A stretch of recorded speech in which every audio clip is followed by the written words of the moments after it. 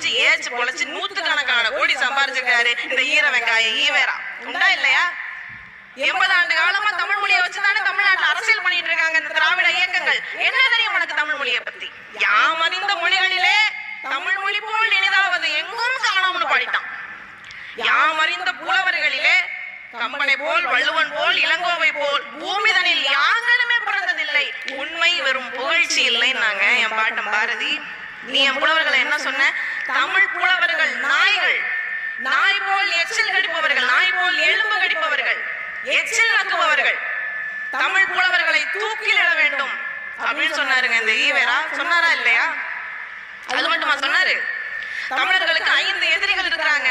கம்பன், வள்ளுவன், இளங்கோ, தொல்காப்பியன். இந்த மாதிரி 5 புலவர்கள், இவங்க 5 பேருமே தமிழர்களுக்கு எதிரிகள் அப்படின்னு சொல்லி சொன்னாருங்க. 5